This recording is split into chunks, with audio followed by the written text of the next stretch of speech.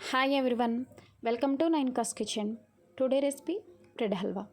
ఈజీగా ఇంట్లో బ్రెడ్ హల్వా ఎలా ప్రిపేర్ చేయాలో ఈరోజు మీకు చూపించబోతున్నాను. దానికి కావలసిన పదార్థాలు: 6 బ్రెడ్ పీసెస్, పాలు 250 ml, sugar 100 grams, khoa 20 grams, నెయ్యి 100 grams అండ్ డ్రై ఫ్రూట్స్. ఇప్పుడు తయారీ విధానం చూద్దాం. బ్రెడ్ పీసెస్ని తీసుకుని ఇలా వీడియోలో చూపించిన విధంగా సైడ్ కార్నర్స్ అన్నీ కట్ చేసి పెట్టుకోవాలి. ఇలా కట్ చేసుకున్న బ్రెడ్ పీసెస్ని చిన్న చిన్న క్యూబ్స్ కింద కట్ చేసుకోవాలి. ఇలా చిన్న చిన్న క్యూబ్స్ కింద కట్ చేయడం వల్ల బ్రెడ్ అనేది బాగా ఫ్రై అవుతుంది. స్టవ్ ఆన్ చేసి బాండి పెట్టుకుని 3 స్పూన్స్ నెయ్యి వేసుకుని, నెయ్యి హీట్ అయ్యాక ఫ్లేమ్ని సిమ్లో పెట్టుకుని కట్ చేసి పక్కన పెట్టుకున్న డ్రై ఫ్రూట్స్ని ఇందులో వేసుకుని గోల్డెన్ బ్రౌన్ కలర్ వచ్చేంత వరకు ఫ్రై చేసుకోవాలి. ఇలా గోల్డెన్ బ్రౌన్ కలర్ వచ్చాక ఈ డ్రై ఫ్రూట్స్ని వేరొక బౌల్లోకి తీసుకోవాలి.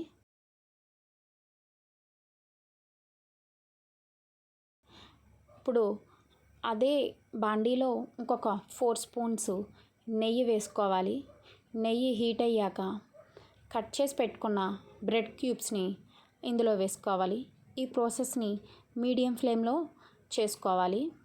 బ్రెడ్ అనేది ఫ్రై అవ్వడానికి టైం పడుతుంది, కానీ బ్రెడ్ కలుపుకుంటూ ఫ్రై చేసుకోవాలి, లేకపోతే అడుగు అనేది మాడిపోతాయి, పైనవి ఫ్రై అవ్వవు. ఇలా వీడియోలో చూపించిన విధంగా ఇలా కలుపుకుంటూ ఫ్రై చేసుకోవాలి. మీకు నెయ్యి అనేది సరిపోతే అడ్జస్ట్ చేసుకోవచ్చు. ఇలా గోల్డెన్ బ్రౌన్ కలర్ వచ్చాక కాచి చల్లార్చుకున్న మిల్క్ని ఇందులో వేసుకోవాలి. మిల్క్ అనేది బ్రెడ్లో మునిగేంత వరకు వేసుకోవాలి. ఇప్పుడు స్టవ్ ఆఫ్ చేసుకుని మూత పెట్టుకుని ఒక 10 minutes పక్కన పెట్టుకోవాలి. 10 minutes పోయిన తర్వాత మూత ఓపెన్ చేసి చూస్తే ఇలా వీడియోలో చూపించిన విధంగా బ్రెడ్ అనేది చాలా స్మూత్గా అవుతుంది.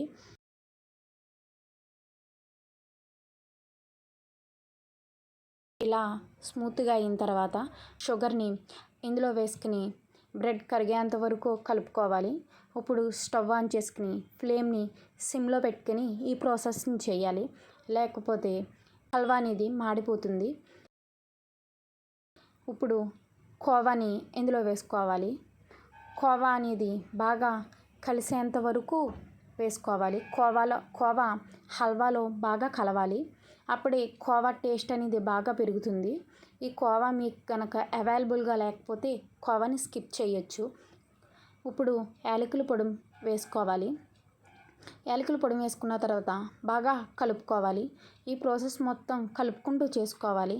అప్పుడే హల్వా అనేది టేస్ట్ బాగా పెరుగుతుంది.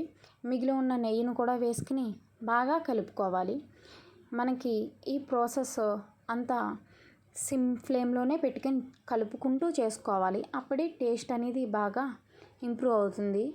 హల్వా ఎప్పుడు కంప్లీట్ అయిందని అర్థం అంటే నెయ్యి అనేది పైకి రిలీజ్ అవుతుంది, అంటే మనకి హల్వా అనేది రెడీ అయినట్టు అర్థం అన్నమాట.